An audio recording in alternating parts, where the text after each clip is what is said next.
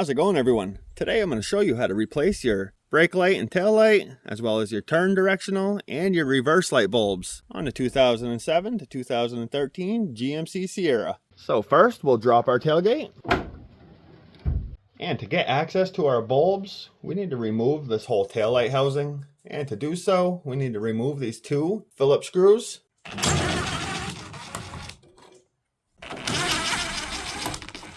Now you can grab your tail light housing and you want to pull it straight back.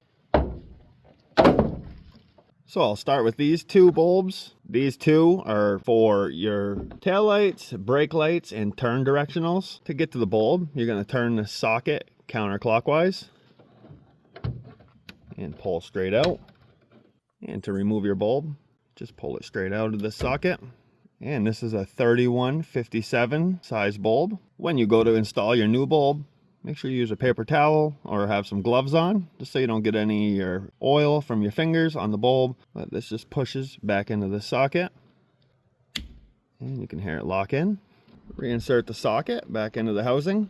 And you just line the tabs up and it will push in. And then to lock it in place, just rotate clockwise.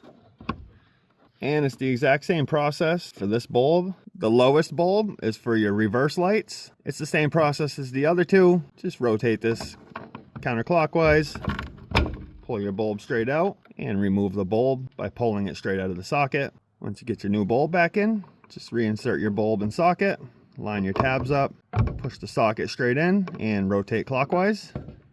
This last bulb over here is your side marker light. Once again, just rotate counterclockwise.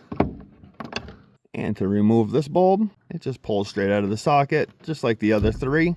Your side marker light bulb is a T10. And once again, just have some protection and push your new bulb into the socket.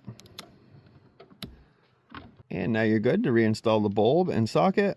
Just line everything up. And once it's in, rotate clockwise. Before we reinstall the housing, just double check, make sure all these are locked in correctly. You can see these two lineup pins. Those two pins line up right here in these two rubber grommets. So we will line everything up. And just give your tail light a little hit just to lock everything in. And now we can reinstall these two Phillips screws. Always start threading them in by hand first and get both in before you tighten either one down. And now use a screwdriver to tighten these up. You don't want to use an impact driver because you have a very good chance of snapping these little screws. So you just want to get it snug. And now the driver's side is all set.